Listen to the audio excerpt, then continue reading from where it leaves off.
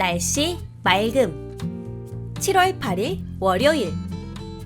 제목 우리나라 캐릭터가 참 좋다. 오늘은 기다리고 기다리던 미술이 있는 날이다. 나는 학교에서 미술 시간을 제일 좋아한다. 오늘은 K 선생님께서 우리나라 캐릭터에 대해 알려주셨다. 그리고 내가 제일 좋아하는 걸로 캐릭터도 그렸다. 여러분은 제일 좋아하는 캐릭터가 있나요? 어몽어스요. 터닝 메카드요. 좋아하는 캐릭터들이 다양하군요. 선생님도 좋아하는 캐릭터가 있었어요. 오늘은 많은 사람들에게 사랑받았던 우리나라의 캐릭터들에 대해 알아볼 거예요. 요리 보고 조리 하죠. 할수 없는 들어본 노래 같은데? 이 노래 아는 사람 있나요? 선생님 땐 정말 인기 많았는데. 이 초록색 공룡의 이름은 둘리예요. 김수정 작가님이 1983년부터 1993년까지 연재한 아기 공룡 둘리라는 만화에 등장하는 캐릭터예요. 둘리는 남극에서 빙하에 실려 서울로 온 아기 공룡이에요. 도봉구 쌍문동에서 만난 도우너, 마이콜, 또치, 희동이, 고길동과 겪는 에피소드를 그리고 있어요. 둘리는 큰 인기를 얻어 애니메이션으로도 제작되었고 애니메이션이 방영되면서 캐릭터 상품도 많이 출시되었어요. 뿐만 아니라 광고 모델로도 데뷔할 만큼 둘리의 인기가 대단했어요. 부천시에서는 둘리에게 주민등록증까지 발급해줬을 정도로 국민적인 사랑을 받았답니다. 지금까지도 당시 둘리만큼의 인기를 누리는 국산 캐릭터가 없는 것 같아요. 이 캐릭터는 본 적 있을 거예요. 2018년 평창 동계올림픽의 마스코트 수호랑이죠. 아, 옛날에 아빠랑 다녀온 평창올림픽. 수호랑이랑 사진도 찍었는데. 수호랑은 1988년 서울올림픽 마스코트인 호돌이를 계승한 캐릭터예요.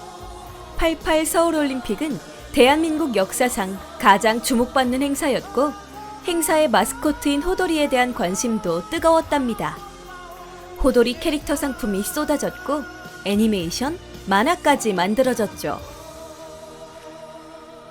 호돌이도 정말 멋지다. 호돌이만큼 국제적으로 알려진 마스코트 캐릭터가 있어요.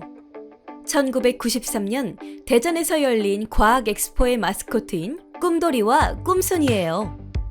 노란 세모 머리를 가진 꿈돌이와 꿈순이는 엑스포 흥행에 힘입어 많은 사람의 사랑을 받았어요. 선생님도 어렸을 때 선물 받은 꿈돌이 인형을 갖고 있었답니다. 엑스포가 열리기 전부터 애니메이션을 통해 세상에 나온 꿈돌이는 미국을 포함한 30여 개국에서 방영되며 우리나라 마스코트가 세계로 진출한 사례가 되었어요. 정말 대단하다. 그렇게 시간은 흘러 최근에 인기를 얻게 된 마스코트가 수호랑과 반다비이죠. 수호랑은 2018 평창 동계올림픽의 마스코트인데요. 올림픽 경기만큼이나 큰 이슈가 되면서 동계올림픽의 성공적인 개최에 큰 역할을 해냈어요. 특히 외국에서 온 선수들의 반응이 좋았답니다.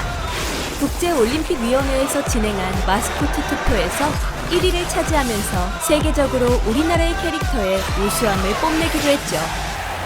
역시 굉장하다. 선생님이 학교 다닐 때는 우정장이라는 걸 친구와 같이 꾸미기도 했었는데요. 이런 예쁘고 재미있는 편지지에 손편지를 써서 친구들과 교환하는 문화가 있었어요. 그중 잡지사에서 만든 캐릭터들이 인기가 많았죠. 매달 콩콩이, 발렌타인, 소다미가 그려진 미스터 K, 아이네코가 그려진 와와 109를 사모으고 캐릭터가 그려진 노트와 문구를 썼던 게 기억에 남네요. 선생님도 캐릭터를 좋아하셨구나. 2000년도를 새천년이라고 부르며 인터넷이 빠르게 보급되었던 무렵이었어요. 선생님이 초등학생일 땐 반에서 우리 집만 컴퓨터가 없어서 참 속상했어요. 그땐 집에서 컴퓨터로 인터넷을 할 수 있는 친구들이 제일 부러웠답니다.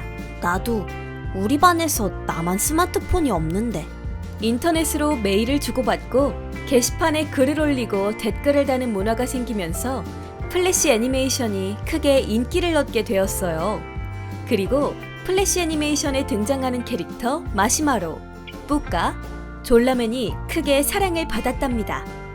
뿌까는 해외로 수출되어 국내에서보다 더 큰 호응을 받았고 해외에서 새로운 에피소드로 다시 제작되는 일도 있었답니다. 너무 웃기다. 졸라맨은 생긴 게 참 이상하네. 그리고 10년 뒤 2010년 우리의 일상에 한 가지 아주 큰 변화가 생겼어요. 바로 스마트폰이에요. 스마트폰을 손에 들면서 사람들의 인터넷 사용량과 습관이 바뀌었고 스마트폰 환경에 적합한 새로운 캐릭터들이 등장하기 시작했어요. 그중 가장 유명하고 인기 있는 캐릭터가 바로 카카오 프렌즈예요. 카카오 프렌즈는 카카오톡의 이모티콘으로 만들어져 지금은 어딜 가나 만날 수 있는 친숙하고 대중적인 캐릭터가 되었죠. 시즌별로 다양한 캐릭터 상품이 출시되고 유튜브나 인스타그램 등 SNS 콘텐츠로도 사랑받고 있답니다. 동영상 플랫폼 유튜브가 커지고 인터넷 방송 문화가 퍼지면서 인터넷 방송인은 연예인 이상의 인기를 모으기도 하죠. 이런 인터넷 방송인을 모티브로 탄생한 펭수는 마치 가상세계의 캐릭터가 아니라 현실 인물처럼 다뤄져서 더욱 친근감을 주고 큰 인기를 얻었어요. 여느 인터넷 방송인처럼 꾸준히 새로운 콘텐츠를 제작하고 업데이트하며 크리에이터의 꿈을 이룬 펭수는 어른들에게도 인기 있는 캐릭터가 되었어요. 펭수 특유의 깨방정과 인간적인 모습에 어른들이 크게 공감한 것이죠. 캐릭터는 어린이만 좋아한다는 고정관념을 깨버린 사례이기도 해요. 자, 친구들, 이제 캐릭터를 그려볼 거예요. 어떤 주제이든 좋아요. 각자 스케치북에 자기 캐릭터를 그려볼까요? 세상에서 제일 좋아하는 우리 집 강아지 두부를 그려야지. 어머, 민수는 강아지 캐릭터를 만들었구나. 정말 귀엽다. 그런데 친구들, 캐릭터에도 주인이 있다는 걸 알고 있나요? 캐릭터의 주인이라는 말을 캐릭터의 저작권을 갖고 있다라고 표현하기도 해요. 그러니까 민수는 강아지 두부 캐릭터의 저작권을 갖고 있는 것이죠. 만약에 친구가 민수의 필통을 가져가서 마구 사용하고 다른 사람들에게 마음대로 빌려준다면 기분이 어떨 것 같아요? 기분이 나쁠 것 같아요. 돌려달라고 할 거예요. 맞아요. 캐릭터도 마찬가지예요. 캐릭터를 만든 사람의 생각을 묻지 않고 자기 마음대로 사용하는 걸 저작권 침해라고 부릅니다. 그리고 저작권 침해를 당한 사람은 자기의 캐릭터를 사용하지 말라고 요구할 수 있어요. 여러분, 미키마우스를 아시죠? 일본의 한 초등학교의 학생들이 학교 수영장 바닥에 미키마우스를 그렸는데 디즈니에서 저작권 침해를 말아달라고 요구했어요. 그래서 학생들은 수영장 바닥 그림을 물고기로 바꿨답니다. 남의 캐릭터를 허락 없이 함부로 쓰지 않도록 주의해야겠죠? 네. 두부의 캐릭터로 칭찬을 받아서 기분이 좋았다. 나도 저작권을 갖고 있다. 다른 사람의 캐릭터를 함부로 쓰지 않게 조심해야겠다.